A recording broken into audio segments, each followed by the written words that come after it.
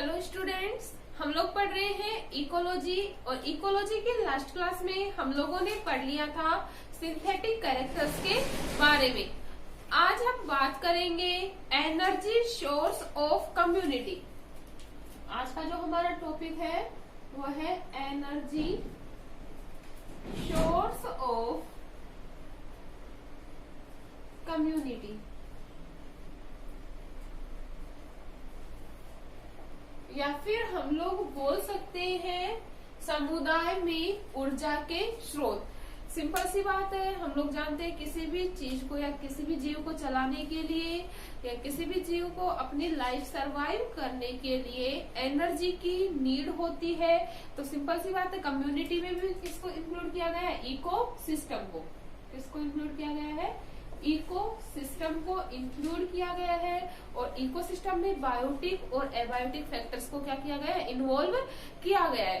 तो हम बात करें एनर्जी सोर्स ऑफ कम्युनिटी में, तो एनर्जी सोर्स ऑफ कम्युनिटी को 2 पार्ट्स में डिवाइड किया गया है। कितने पार्ट्स में डिवाइड किया गया है भाई? 2 पार्ट्स में। जो फर्स्ट पार्ट है वो है कंप्लीट एनर्जी सोर्स या पूर्ण ऊर्जा स्रोत, और जो सेकंड है वो है हमारा इनकम्प्लीट एनर्जी सोर्स या अपूर्ण ऊर्जा स्रोत। अपूर्ण ऊर्जा स्रोत। फर्स्टली हम लोग बात कर लेते हैं कंप्लीटली एनर्जी सोर्स की। तो जैसा कि नाम है कंप्लीट एनर्जी सोर्स में, जैसा कि नाम है पूर्ण रूप से, मतलब इस प्रकार के एनर्जी सोर्स में ऑटोट्रोपिक या प्रोड्यूस, जो कंप्लीट एनर्जी सोर्स है या जो पूर्ण ऊर्जा का जो स्रोत है उसमें किसको इंक्लूड किया गया है? प्रोड्यूसर्स या उत्पादक को। इस प्रकार के जो एनर्जी सोर्स होता है उसमें एक जीव दूसरे जीव को इजीली फूड प्रोवाइड करा देता है, या इस प्रकार का जो एनर्जी सोर्स होता है उसमें जो मोस्टली जो जीव होते हैं वो होते हैं ऑटोट्रोपिक या स्वयंपोषी जीवों को इंक्लूड किया गया है।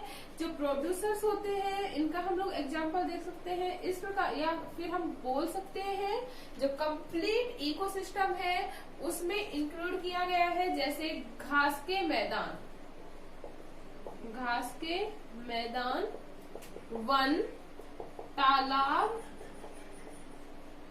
आदि जो इकोसिस्टम है उसे इंक्लूड किया गया है किसमें?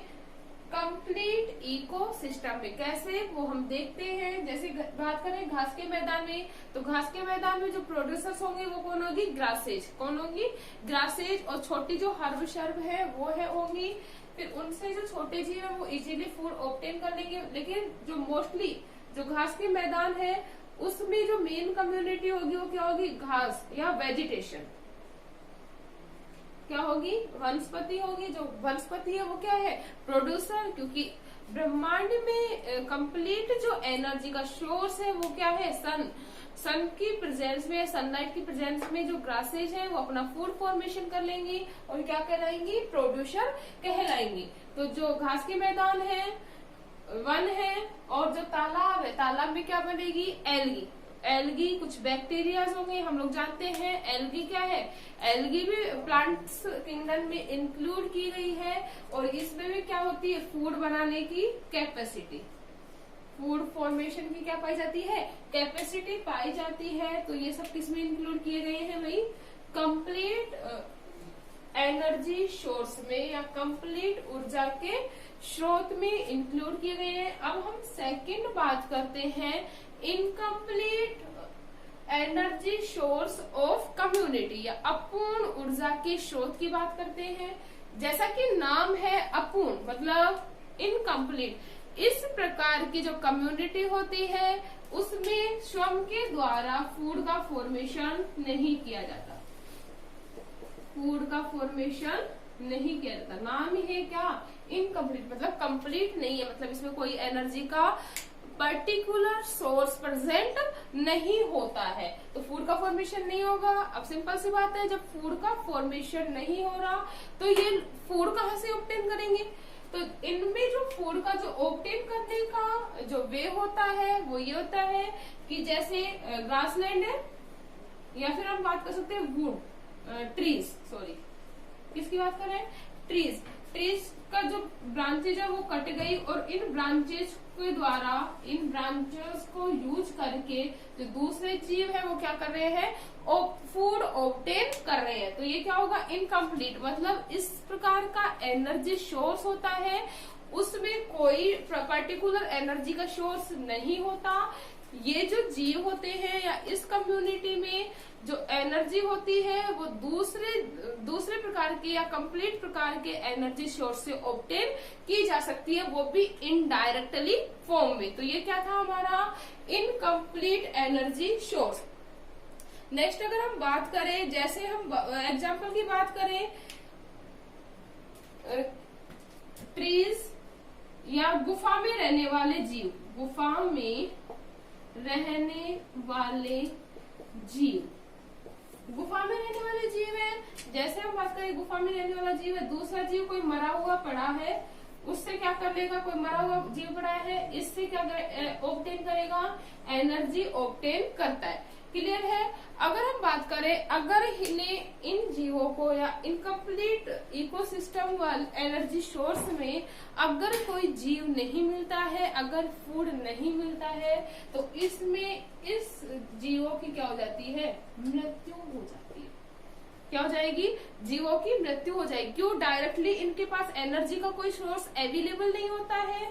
जब इन्हें डायरेक्टली एनर्जी नहीं मिलती है, इनडायरेक्टली डिपेंड है, और अगर इन्हें इनडायरेक्टली एनर्जी भी नहीं मिलती है तो इनकी क्या हो जाती है? मृत्यु, क्योंकि इनके पास कोई एनर्जी का सोर्स ही प्रेजेंट अवेलेबल नहीं होता है। इतना क्लियर है? तो ये था हमारा एनर्जी के सोर्स। नेक्स्ट हम बात करते हैं biological component of ecosystem.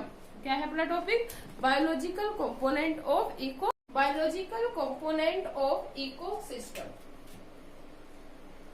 Biological component of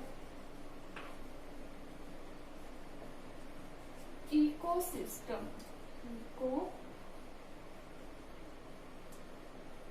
या फिर हम इसे हिंदी में बोल सकते हैं पारितंत्र के जैविक भाग। सबसे पहले हम लोग जान लेते हैं जैविक भाग क्या होते हैं। इन दिस टाइप इकोसिस्टम, या इस प्रकार के समुदाय में या इस प्रकार के पारिस्थितिकी तंत्र में सभी लिविंग ऑर्गेनिज्म को इंक्लूड किया गया है।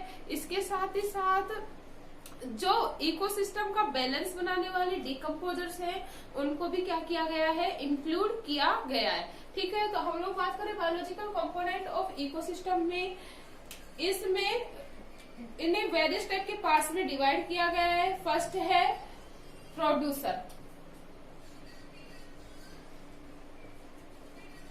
सेकंड है कंज्यूमर, थर्ड है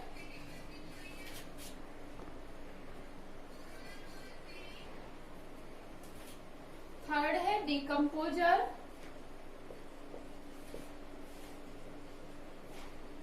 और जो फोर्थ है हमारा वो है saprophyte. Biological component of ecosystem को कितने पार्ट्स में डिवाइड किया गया है भाई?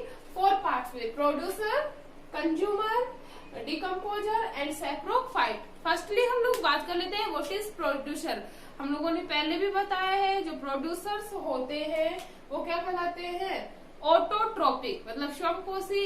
इनमें खुद के फूड बनाने की क्या पाई जाती है? कैपेसिटी पाई जाती है। तो जो प्रोड्यूसर्स होंगे इसमें सभी प्लांट्स को क्या किया गया है? इंक्लूड किया गया है। ये क्या करते हैं? सनलाइट का यूज करके बाय फोटोसिंथेसिस प्रोसेस क्या करते हैं? फूड का फॉर्मेशन। इसके अलावा जो कुछ बैक्टीरिया है वो केमिकल रिएक्शंस के द्वारा भी क्या करते हैं? फूड का फॉर्मेशन करते हैं, जिसको हम लोगों ने बताया था क्या? Chemosynthetic bacteria. इतना क्लियर है। तो जो सभी प्लांट्स हैं, एल्गी है, उनको किसमें इंक्लूड किया गया है? प्रोड्यूसर्स में। सेकंड अगर हम बात करें बायोलॉजिकल कंपोनेंट में, तो सेकंड हमारा क्या है? कंज्यूमर। कंज्यूमर का मतलब ही क्या होता है? उपभोक्ता। क्या होता है? उपभोक्ता। क्या होते हैं कंज्यूमर? वे जीव जो प्लांट से क्या करते हैं? फूड ऑब्टेन करते हैं, या फिर हम बोल सकते हैं इन अदर लैंग्वेज, वे जीव जो दूसरे जीवों से अपना भोजन प्राप्त करते हैं, क्या कहलाएंगे? कंज्यूमर या उपभोक्ता। इतना क्लियर है। नेक्स्ट अगर हम बात करें डिकम्पोजर्स, डिकम्पोजर्स को क्या बोला जाता है भाई? अपघटक। क्या कहते हैं? अपघटक। जैसा कि नाम है बेसिकली अपघटक, मतलब क्या करेंगे? अपघटन करने का कार्य करेंगे। क्या करेंगे? अपघटन करने का कार्य। अब अपघटन किसका करेंगे? वे जीव जो मृत या सड़े गले कार्बनिक पदार्थों को अपघटित करने का कार्य करते हैं, क्या कहलाते हैं? डिकम्पोजर्स या अपघटक कहलाते हैं। अपघटक मतलब घटित कर देते हैं। किसको? मृत या सड़े गले कार्बनिक पदार्थों को नष्ट करके उसे मिक्स कर देते हैं। किसमें? मृदा में मिक्स कर देते हैं, और क्या कहलाते हैं? अपघटक। अपघटक में किनको इंक्लूड किया गया है? जैसे बैक्टीरिया, फंगी या कवक आदि जीवों को किसमें इंक्लूड किया गया है? डिकम्पोजर्स में इंक्लूड किया गया है। जो अपघटक होते हैं, ये मृत कार्बनिक पदार्थों को मृदा में मिलाकर उसकी फर्टिलिटी को क्या कर देते हैं? इंक्रीज कर देते हैं, मतलब उसके उपजाऊपन को या उसकी उर्वरक शक्ति को बढ़ा देते हैं। साथ ही साथ ये प्रकृति में मृत या सड़े गले कार्बनिक पदार्थों को नष्ट करके प्रकृति की सफाई का भी कार्य करते हैं, इसलिए ये कहलाते हैं अपमार्जक। क्या कहलाएंगे भाई? अपमार्जक, या इन्हें हम बोल सकते हैं प्रकृति के सफाई करता। प्रकृति के सफाई करता क्यों कह रहे हैं? हम लोगों ने जान लिया है क्या कर रहे हैं? ये मृत या सड़े गले पदार्थों को नष्ट करके उसे मृदा में मिक्स करने का कार्य करते हैं, इसलिए क्या कहला रहे हैं? अपमार्जक या प्रकृति के सफाई करता। इकोसिस्टम में जो डिकम्पोजर्स होते हैं वो अपना मेन रोल प्ले करते हैं। अगर डिकम्पोजर्स नहीं होंगे तो इकोसिस्टम क्या हो जाएगा? असंतुलित। क्यों हो जाएगा? क्योंकि अगर इन्हें मरे हुए जीवों को नष्ट करने वाले ही नहीं होंगे तो बहुत ज्यादा क्या फैल जाएगी? इकोसिस्टम में पोल्यूशन या गंदगी फैल जाएगी, और धीरे धीरे जो जीव होते हैं उनकी जो चैन होगी वो क्या हो जाएगी? डिस्ट्रॉय होती जाएगी, और जीवों की क्या होने लगेगी? मृत्यु। तो जो मेन रोल प्ले कर रहे हैं कौन? डिकम्पोजर्स। इतना क्लियर है। नेक्स्ट अगर हम बात करें सैप्रोफाइट, सैप्रोफाइट को बोल सकते हैं मृत भोजी। हिंदी में क्या बोलते हैं भाई? मृत भोजी। जैसा कि नाम है मृत भोजी, बेसिकली बात कर लेते हैं। मृत का मतलब मरे हुए। क्या है? मरे हुए। भोजी का मतलब भोजन लेने वाले, मतलब वे जीव जो मरे हुए जीवों से क्या करते हैं? अपना फूड ऑब्टेन करते हैं, क्या कहलाएंगे? मृत भोजी कहलाते हैं।